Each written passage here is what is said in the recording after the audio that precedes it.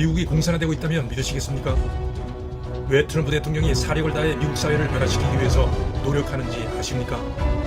이재명이 집권한 후 한국이 공산화되고 있는 미국과 비슷하게 변화하고 있다는 사실을 눈치채셨습니까? 좌파들은 교묘한 말로 사람들을 속이면서 그들의 본질을 숨기고 사회주의 이념을 집요하고 조직적으로 실천하고 있습니다. 그들의 궁극적인 목적은 공산화입니다. 부도덕한 정치인이 대통령이 되고 반미주의자 북한이 주석임을 거부하는 친북주의자들이 대통령주의를 감싸는 이 권력 구조는 앞으로 어떤 정책이 나올지를 쉽게 예측하게 합니다. 본 다큐멘터리를 보시면 공산주의가 어떻게 사회 곳곳에 파급되는지를 잘 이해하게 될 것입니다.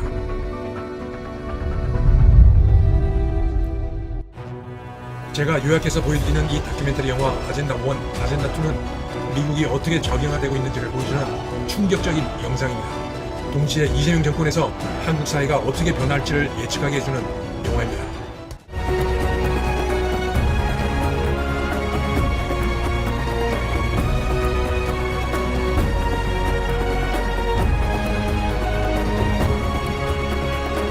본 다큐멘터리 영화 아젠다 1과 2는 8월 5일과 6일 부가연 아트홀에서 상영됩니다. 대한민국의 미래를 걱정하면서 천천히 음미해야 할 영화입니다.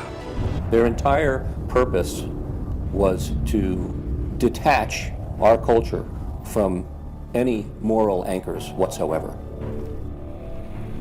You look at the changes in America since 1960, perhaps.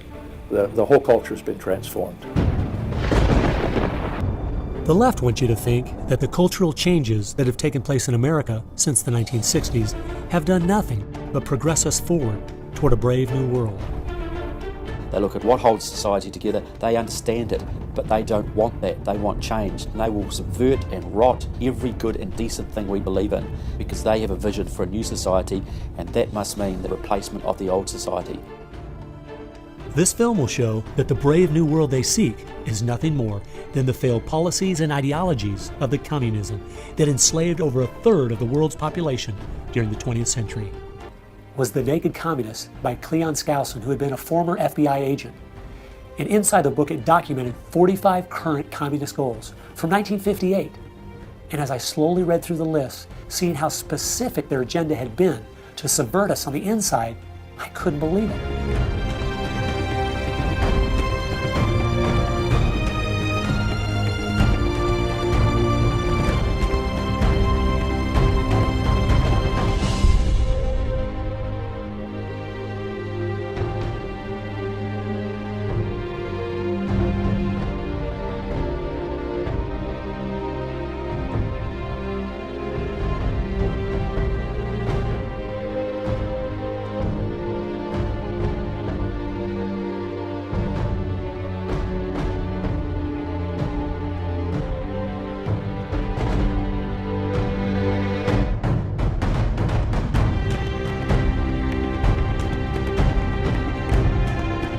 They'd accomplished almost every single one of them, and nobody seemed to be noticing. For at least the last 50 years, they'd been working actively behind the scenes, in the shadows, trying to move our people and our culture in a direction that was designed to destroy us.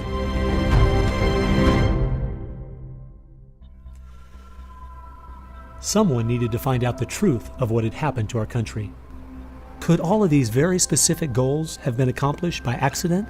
Or was there something there, under the surface, intentionally rotting away America's culture? The common myth is that communism is dead, but there are more Communist Party members in the world today than there ever have been. One of the things the communists are doing worldwide is not using that name.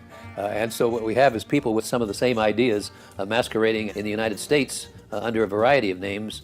They're even trying to get away from the word liberal to describe them, and they're trying to call themselves progressives.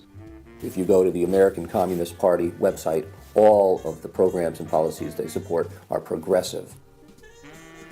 So progressives are anything from a hardcore liberal to a communist to a socialist. They all call themselves progressives, and they all have broadly the same values and work together. J. Edgar Hoover is called the masters of deceit. And a good magician waves one hand in the air while he's doing his dirty work with the other hand. Whittaker Chambers said, the communism succeeds because most people that promote communist causes are not communist. the useful idiots that Lenin called them. It gives it an air of legitimacy it would never have if it was identified with communists and communism.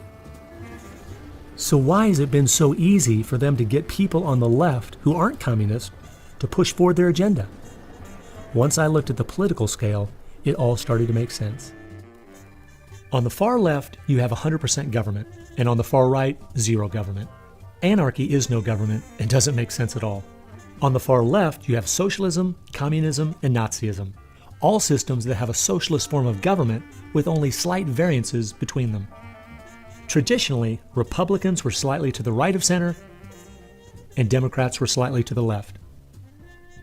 In recent years, though, through the radical influence of the media, Hollywood, and the multitude of Marxist professors in our universities, both parties have slid to the left, with the Democrats going so far they have openly joined hand in hand with the radicals. That's why they all work together. All the groups on the left now have the same goal, a socialist America.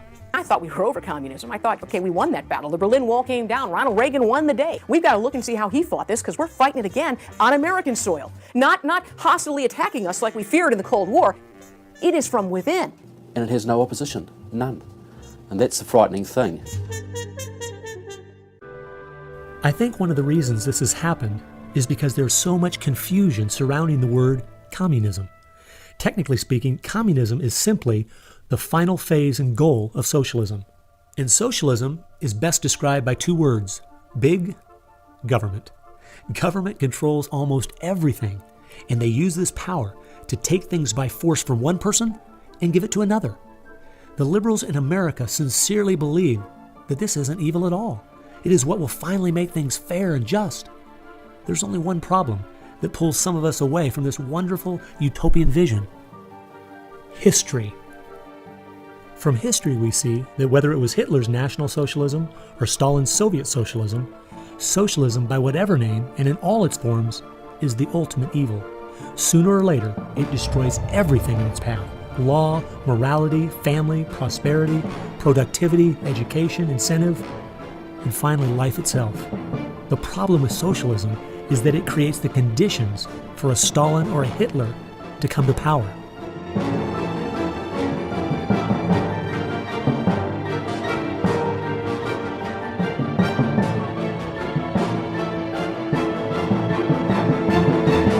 And that's why communism has such relevance today. It's the final destination on the road we're traveling. Most of the strategy to remake America from within started with Antonio Gramsci, who wrote over 2,000 pages back in the 1930s outlining how to take a Judeo-Christian culture down from the inside. The plan he suggested has been the main focus of the left ever since. Antonio Gramsci was a neo-Marxist philosopher. Antonio Gramsci was an Italian communist. Antonio Gramsci is probably the biggest troublemaker in the world. He's probably got more responsibility for our social ills than anybody else on the planet. He knew of the importance of undermining the morals and the character of this country. Because America had a strong Christian heritage, you had to attack the culture. You had to change the culture. Even to pornography, into areas that most people normally wouldn't accept. He said that we're going to destroy the West by destroying its culture. We're going to infiltrate and we're going to turn their music, their art, and their literature against them. That means that you penetrate the universities, you write the books, the novels, the poetry, the music, the book reviews. And once you control the culture, then you can sort of shape the thought of rising generations. He differed with Marx. Instead of, for example, destroying the church or the other basic institutions, he said infiltrate them and use them to change the culture. Two of the movements they started in America have played a significant role in tearing apart our families, in breaking down our morality. Betty Friedan is credited with really starting the feminist movement in this country. The purpose really was to attack full-time homemakers, to get them out of the home, to make them think they lived dreary lives, to make women feel they are victims. It's the science of victimology. And that is so unfortunate, because the American woman is the most fortunate class of people who ever lived on the face of the earth. And to try to tell them that they are victims of an oppressive, unjust patriarchy is just a grievous lie, but unfortunately they are teaching young women that and have been doing it for many years. While Betty Friedan was pushing her book, Feminine Mystique, she implied that she was coming from the point of being a frustrated housewife herself and just wanted to be a help to other women. But later in the 1990s it came out she was in fact a radical propagandist for the Communist Party and a staunch supporter of Stalin. So when she had described the American family as, quote, a comfortable concentration camp, unquote, it wasn't because of her experience at home, it was because she was just doing her part to dismantle our families. I'm a student of communism, and the communists set up various groups and various societies. Their society that they set up to promote homosexuality in this country was called the Mattachine Society. And it was founded by Henry Hay, a leading member of the Communist Party. So since I was studying communism and teaching on the issue of communism, you just follow leads, and all of a sudden you realize, what is this Mattachine? I've never heard of this Mattachine Society. Well, it was Henry Hay's organization set up to infiltrate the culture of the United States to make homosexuality normal. It's always been a movement dominated by the left. It's all these so-called isms. You'll find there's a communist or a socialist behind every one of them, and you'll always see their targets. It's basically the traditional family unit. The war is still against the family. If you go back to the Communist Manifesto and read Karl Marx carefully, the war is against what they call the bourgeois family, which was really the biblical family, father, mother, and child. They want to plow through marriage. They want to change the very definition and meaning of marriage, because their open door to engineering society in this utopian way is blocked by the very values of our Christian civilization that's taught through marriage. And so the left just has got to destroy the family, because if there's any one thing that will prevent the left from carrying out its agenda, it's healthy and strong nuclear families. And so from the Fabian Socialist Society to the Frankfurt School to Antonio Gramsci and the Communist Party USA, from these four you will find connections to almost every left-leaning person and organization in America. Their influence has been incredible.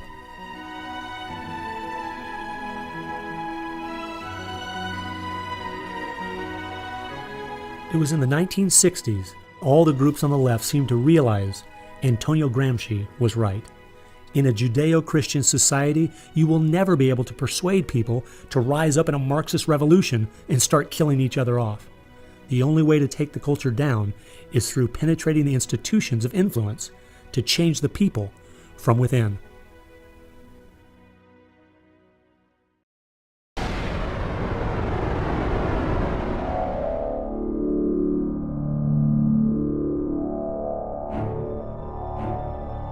Karl Marx had the insight to see that dethroning God and destroying capitalism went hand in hand.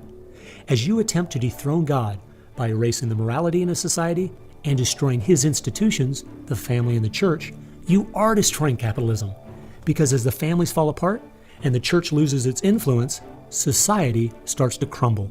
And then government has to expand to pick up the pieces. It's obvious if you're trying to subvert a country, you want to control the news, you want to control public opinion. A lot of people realize, well, there's a biased media, and most people know that. Even the Washington Post admitted it. Yeah, we were biased for Obama, so what? And when you enter into the equation, so what? That means the biases, the opinions of the reporters enter into what is news. They decide whether you have a right to know. And it's no longer a bias. They turn from just political bias to activism. They go to the places that influence, or I should say, where they can have leverage. They do not deal in facts because facts aren't effective for them. They have very few facts on their side. They've gone into and penetrated these major areas to where they can influence it in the direction they want to go. Which was a major, major goal, to control not merely the newsprint, but the television media and Hollywood. Stalin said himself, if I could control Hollywood, I could rule the world.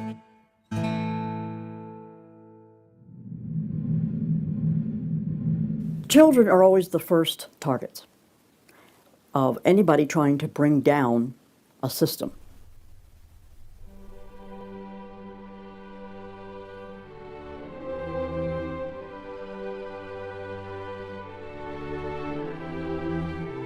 John Dewey is believed to be the most influential man in the whole area of public education. He went to Russia in 1928 to help study the Karl Marx way of education, bring it back to America. Dewey was an atheist. He was a socialist, a humanist. He was part of the Socialist Society in America, found that. What he believed in was that education should socialize the child to make him a willing tool of the state. It might be surprising to some that the man who is still idolized as the father of public education in America is the very man who did everything in his power to dumb down our children so that they would willingly accept his vision of a socialist America. It started with Dewey in the early 1900s. It expanded, really expanded since the 1960s. The hard left gets control of the teachers' unions and the training colleges.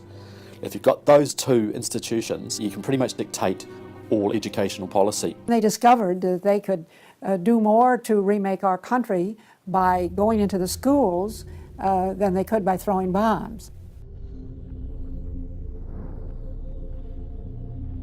He was born of left-wing parents. He was mentored as a young man by a Communist Party member called Frank Marshall Davis. Now, Davis joined the Communist Party in Chicago, and he was very well connected there. So young Obama eventually wound up in Chicago, and he started working with the very same people that had been working with his friend Frank Marshall Davis. All of his associations have been with people that are way left of center, hardcore left. And he's doing nothing more than what is predictable based upon that background. The nicest word for his agenda is a socialist agenda, and we could go on down the line of the other descriptors of the types of an economy and a society that he's building. He's all the things that Gramsci wanted to use for social change. Yeah, he's the epitome of the movement. If you think there's no way that so few could be so effective, consider this. When the Communist Party USA split in 1992, the group that formed was the Committees of Correspondence, and it was their meeting I attended that summer at Berkeley. As I started researching that group, I saw that many of the same people who started or have worked with the Committees of Correspondence and its sister organizations were the same people who were involved with President Obama's campaign and administration. I found file after file on Trevor Loudon's website documenting with footnotes and photographs these connections. The radical left has been so successful, they have persuaded the American people to put one of their own in the White House. The left has always been good at disguising their real agenda by coming up with phrases made from words we are very familiar with, but then giving them new definitions. Social justice is the current phrase of choice and is being used to teach children the failed Marxist ideas of yesteryear are what they should strive for today. We see social justice curriculum today, which is the buzzword for communism, socialism, Marxism, which Bill Ayers is teaching. It's in many of our colleges, and the social justice curriculum is being taught in high schools all over the nation. Justice is good. If you then start calling it something blank justice, then you're modifying it. And what it really means is, I think, taking from one group of people and giving to another group. So I would call it socialism. And it's used to break down the differences between the way things are done and the way it should be done. So when they're teaching social justice in the schools, they're not talking about free enterprise and capitalism and individual self-responsibility, all the things that made America great. The left has started multitudes of foundations and nonprofit organizations, many of which are using our tax dollars to grind America down.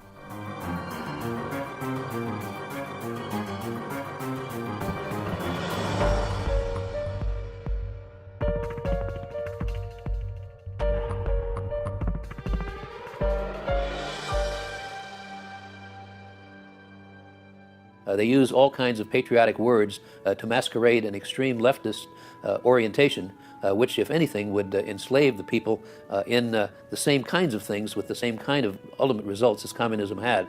Some of you might be thinking, these Marxist ideas aren't the most serious threat we face. What about militant Islam, our open borders, the national debt, or even China? Well, I agree. America is facing so many serious threats right now. But the reason I believe this is the most dire is because it's destroying us on the inside. Through the political correctness and dumbing down, it's causing us to lose our ability to call evil evil and stand against it. I fear for our country. If we go along business as usual, not informed, not aware of what's going on, then the very small minority that have a plan and are great at organizing the uninformed and misguided will make sure their plan is carried out. I hope you realize it won't just be your children and grandchildren that pay the horrific price of living in the society they're trying to create. No, it will be far worse than that. Now, that's just not going to affect America. That's going to affect every single remaining country in the free world. Who's going to stand up to China if America doesn't? Who's going to stand up to the Russians? Is Europe going to do it? Australia, New Zealand, Canada? Not a chance. If America, and this is the point I think Americans need to comprehend, if America goes down economically, it will go down militarily.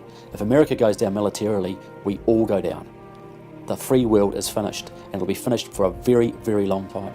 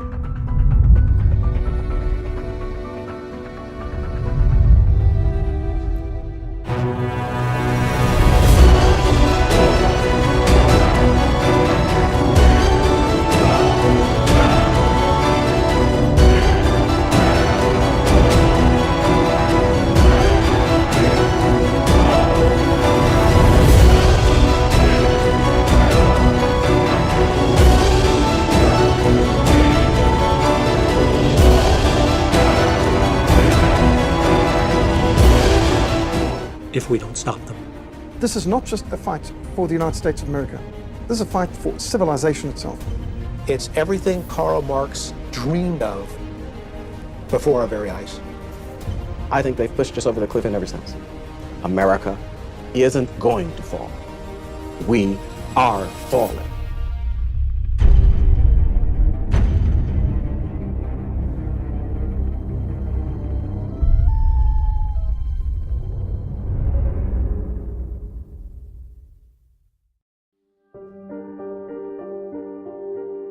We are in a dependent state, and when you go to the voting booth, you get to vote your self-interest. So, real issue, a real concern when you don't have a voting base with some skin in the game, as much to lose as to gain. What we know from history is that when you tip the scale at 51%, now you are talking about a license to steal.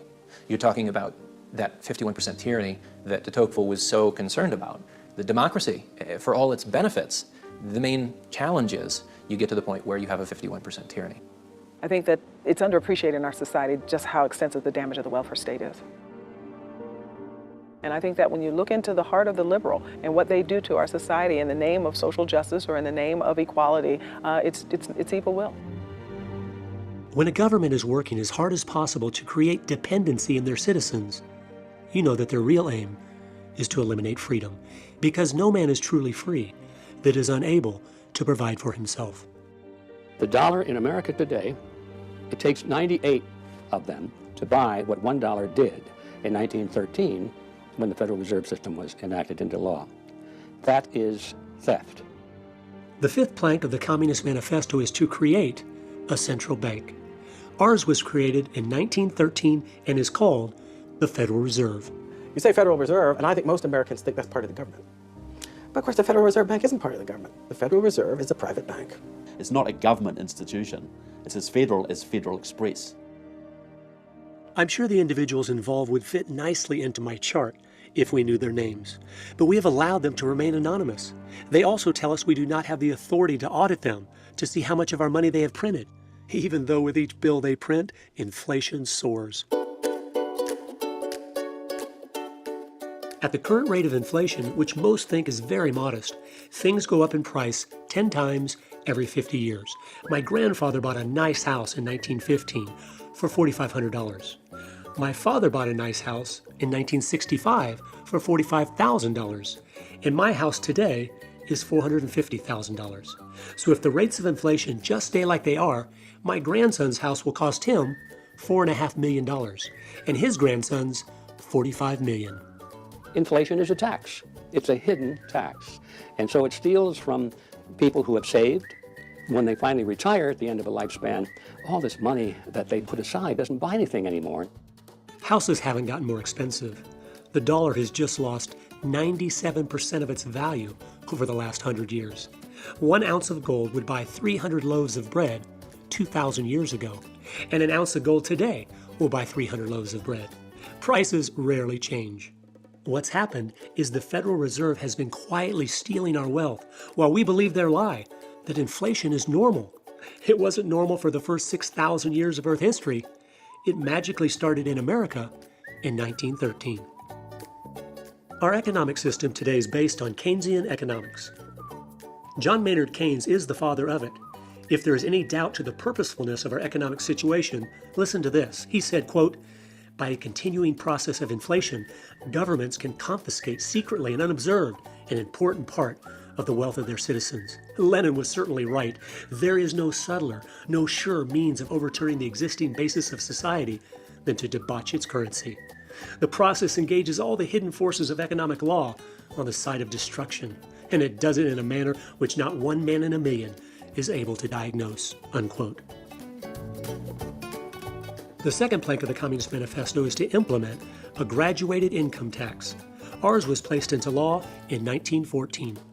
If you establish a tax that is based on the government's power to determine what percentage of your income it's going to take away from you, how much of your income does it control? Well, that means the government controls 100% of your income. If that is the situation, you are no longer a free person. You are a slave, and you live on an allowance from your government. When Ronald Reagan came into office, the top tax rate was 70%. When he left office, he had cut it down to 27%. During that same time, revenue to the government doubled. The lie of the left is that increasing taxes on the rich will help stimulate the economy, and nothing could be further from the truth. It's all a strategic part of the plan to create more dependency.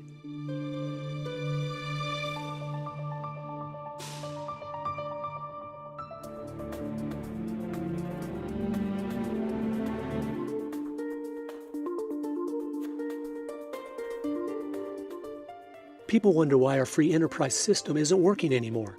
It's because the inflation, taxation, and regulation is effectively killing its productivity and its ability to create wealth.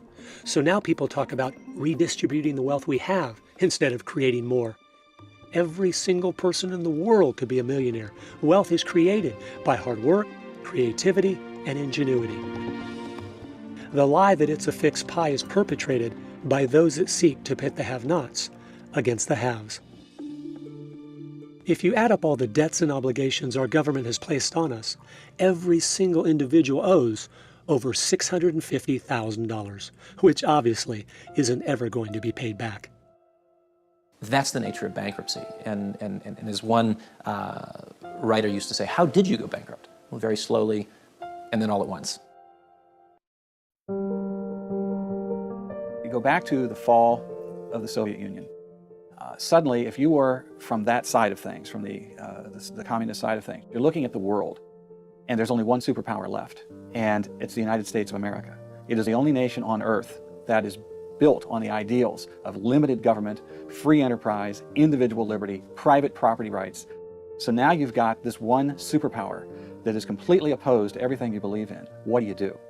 Well, the word came down to harmonize the United States into the rest of the world. You know, what would get us to do that? What would get us to throw our liberties on the bonfire like a good old-fashioned book burning? Environmental Armageddon became the choice. You've got to save the planet. And that became the mantra. And Americans bought it hook, line, and sinker. The environmental movement became the most popular movement in the country, and people were willing to be led in any direction if it meant protecting the environment. And that's pretty much how we got there. We have to do something, they say, because we're destroying the planet, the Earth has a fever, we have to do something. And that, if it were true, would be a legitimate argument, right? But if you're screaming fire in a crowded theater, then it's a wicked argument to make when there's no fire at all. You're just trying to move people. There are three core claims that are propping up the entire movement. In Michigan, they've done some wonderful studies at the university level, illustrating the fact that when you increase carbon dioxide, plant life grows wildly. If you Google optimum CO2 concentration for plant growth, those plants, which all life depends on as their food source, you will find that it is 4 times the present level. You can go back to the era here on planet Earth. Levels of carbon dioxide were probably 6 to maybe 12 times higher than today. We're not at a high point now. We're at a low point. Foliage was all over the planet. Carbon pollution is now a common term that people are using, when in fact, if CO2 fell below 150 parts per million in the global atmosphere, all the plants would die. And then what would we eat? There wouldn't be anything left to eat but rocks at that point. Frost and ice are the enemy of life. You come from the tropics into the temperate zone and then the Arctic, you lose 99% of species biodiversity. Which means that quite the opposite of what the alarmists say, global warming won't lead to more extinctions. It will lead to protecting more species from extinctions.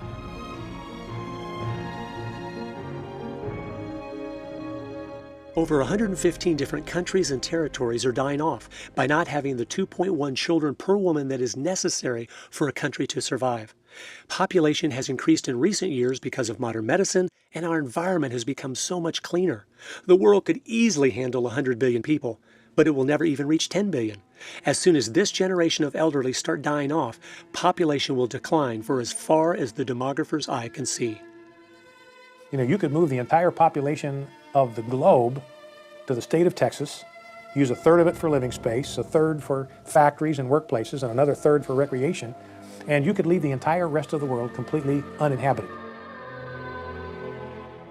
You don't have to dig very deep into the key people and groups involved for it to become crystal clear why they continue to promote these lies. Karl Marx really got the entire modern environmental movement rolling. It's well documented.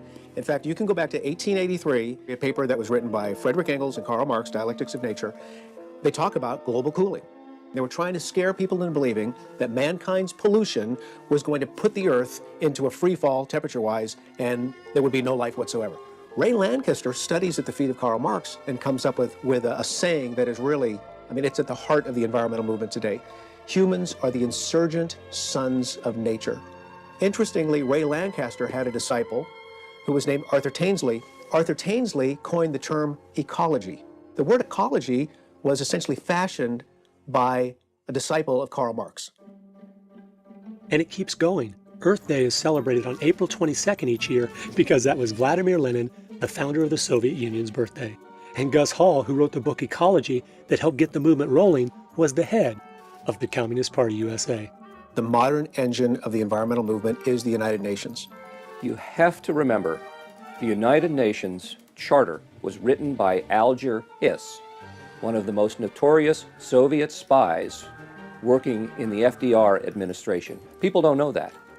When my friend was training in Moscow, the Soviets were openly telling all of their students from all over the world, the United Nations is our thing. We own it. This is our instrument for policy. This is our baby. Maurice Strong has headed up the entire environmental program of the United Nations for decades and is the father of Agenda 21. He said, quote, Agenda 21 is a blueprint for constructing the new world order. It is vital people grasp this, unquote. He picked Gro Harlem Brundtland to write out the world's environmental agenda in a document titled Our Common Future, which is where the term sustainable development was used for the first time. Guess who she was? The former vice president of the World Socialist Party, the group that Karl Marx himself started. The icing on the cake is the next player I came across, Mikhail Gorbachev, the murderous communist dictator. Guess what he did immediately upon stepping down from the Soviet Union? He started an environmental group, Green Cross International. You mentioned Gorbachev. He has no problem at all switching gears from the Soviet destroyer of the environment, come to America, he's the savior of the environment. But what's he promoting? Bigger government, more control, more power to the United Nations, less individual freedom, all of the agenda of collectivism. He's doing exactly the same thing in San Francisco that he was doing in Moscow. And he isn't just some French player. He is one of the leaders. When I found out that the Earth Charter, which is supposed to be the new 10 Commandments for the 21st century, was written by Mr. Gorbachev, it was clear. Environmentalism isn't just like communism. It is communism. You couldn't make this stuff up. A lot of the people in the peace movement were in fact more pro-Russia and anti-American than anything. And they brought their neo-Marxism with them into the environmental movement, pushing it to the extreme left of the political spectrum. Greenpeace and their allies and a whole bunch of other fellow travelers have adopted these agendas, which actually, if they were brought into effect, would cause more damage to people and the environment than if we just went about our sort of conventional way that we're on now.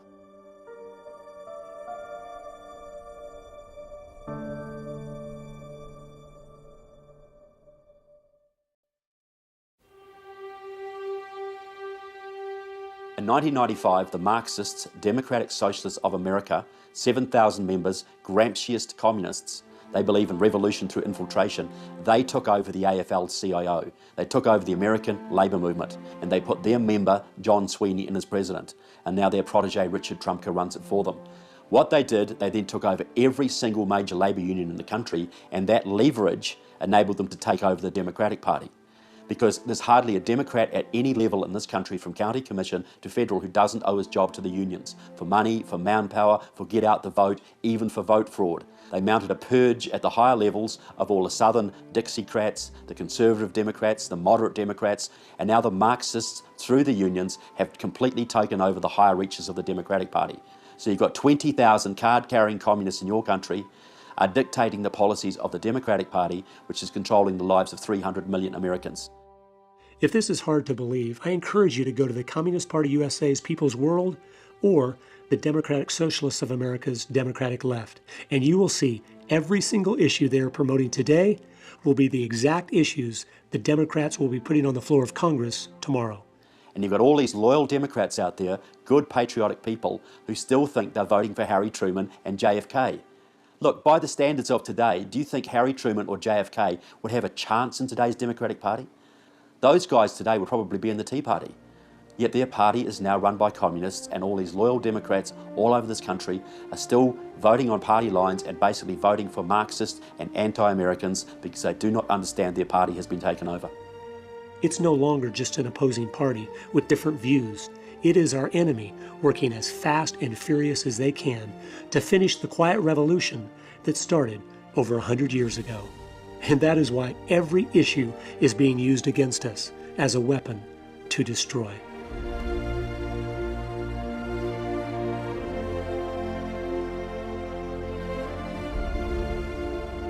So the process is simple. The Marxists set a policy. It might be socialisation of student loans, or green jobs, or cap and trade, or card check, or a New START treaty with Russia, or Obamacare, or immigration amnesty. They're behind the campaign to end fracking. They're behind the gutting of your military. They're behind the dumbing down of your schools and Common Core. All of these programs that are affecting every American every day is being orchestrated by small Marxist groups who have been able to take over the labour movement of this country, and by doing that they then took over the Democratic Party and are now running the country. They're effectively running the country. I contend that sooner or later they will use violence. They'll use violence when they get to a certain percentage. If they can get 70% of the people behind them, they will wipe out their opposition, because the socialist communists cannot stand competition. They have to take America down, then they can have world government, and the communists will then throw off their mask and they will have worldwide Leninism. That is their plan.